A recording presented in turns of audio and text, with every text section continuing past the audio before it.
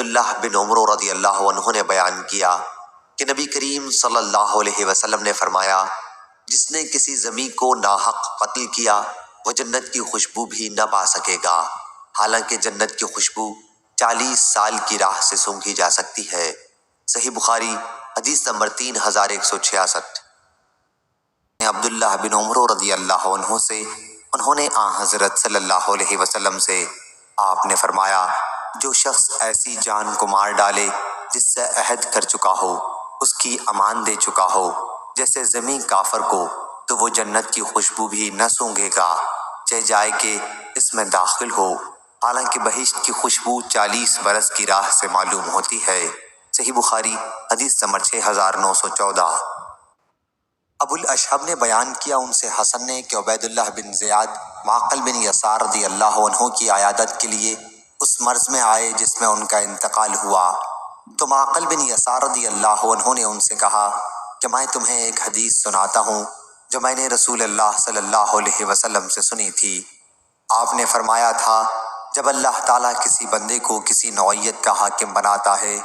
اور وہ خیر خواہی کے ساتھ اس کی حفاظت نہیں کرتا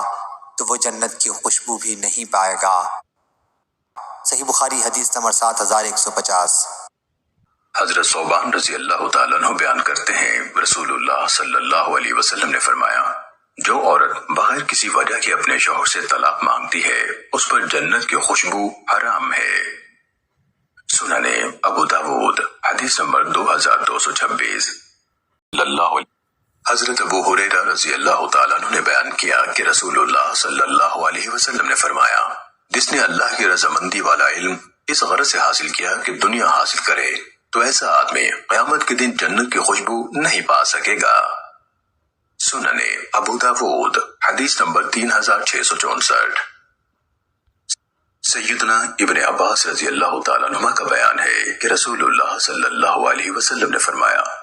آخر زمانے میں ایسے لوگ ہوں گے جو سیاہ رنگ سے اپنے بال رنگیں گے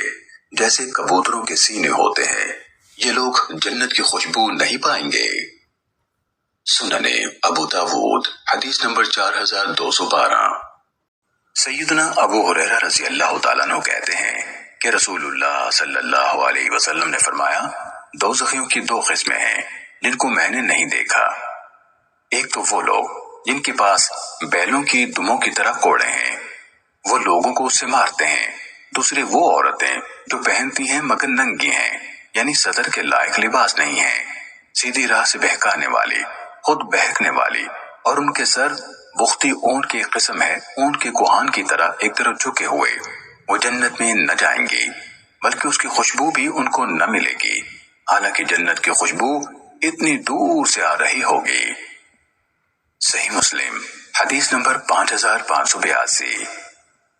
محمد بن جعفر غندر نے کہا، ہمیں شعبہ نے قتادہ سے حدیث بیان کی، انہوں نے ابو نضرہ سے اور انہوں نے قیس بن عباس سے روایت کی، انہوں نے کہا، ہم لوگوں نے حضرت عمار رضی اللہ تعالیٰ عنہ سے کہا، آپ حضرت علی رضی اللہ تعالیٰ عنہ کی حمایت میں اپنی جنگ کو کیسے دیکھتے ہیں؟ کیا یہ ایک رائے ہے جو آپ نے غور و فکر سے اختیار کی ہے؟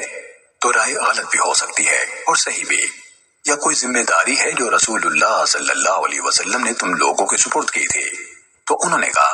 رسول اللہ صلی اللہ علیہ وآلہ وسلم نے ہمیں کوئی ایسی خصوصی ذمہ داری نہیں دی تھی جو تمام لوگوں کے سپرد نہ کی ہو، اور کہا، رسول اللہ صلی اللہ علیہ وسلم نے فرمایا تھا، بے شک میری امت میں 12 منافق ہیں، وہ جنت میں داخل نہ ہوں گے اور نہ اس کی خوشبو پائیں گے جب تک کہ اونٹ سوئی کے ناکے میں داخل نہ ہو جائے۔ ان میں سے 8 ایسے ہیں کہ ان کے شر سے بچاؤ کے لیے تمہاری کفایت ایک ایسا پھوڑا کرے گا جو آگ کے جلتے ہوئے دیے کی طرح اوپر سے سرخ ہوگا، ان کے کندھوں میں ظاہر ہوگا یہاں تک کہ ان کے سینوں سے نکل آئے گا۔ صحیح مسلم حدیث نمبر 7036۔ سہیل کے والد ابو صالح نے حضرت ابو ہریرہ رضی اللہ تعالیٰ عنہ سے روایت کی، کہا، رسول اللہ صلی اللہ علیہ وسلم نے فرمایا، اہل جہنم کے 2 قسمیں ایسی ہیں جن کو دنیاوی زندگی میں میں نے خود نہیں دیکھا۔ ایک گروہ وہ ہے جس کے پاس گایوں کی دموں کی طرح سے کوڑے ہوں گے جن سے وہ لوگوں کو ماریں گے، اور دوسرے گروہ میں وہ عورتیں ہیں جو لباس پہنے ہوئے بھی ننگی ہوں گی، دوسروں کو گناہ پر مائل کرنے والی، خود مائل ہونے والی ہوں گی، ان کے سر علاقہ بخت کی اونٹیوں کے ایک طرف جھکے ہوئے کوہانوں جیسے ہوں گے۔ یہ عورتیں جنت میں داخل ہوں گی، نہ اس کی خوشبو سونگھیں گی، حالانکہ اس کی خوشبو اتنے لمبے فاصلے سے محسوس ہوتی ہوگی۔ صحیح مسلم حدیث نمبر 7000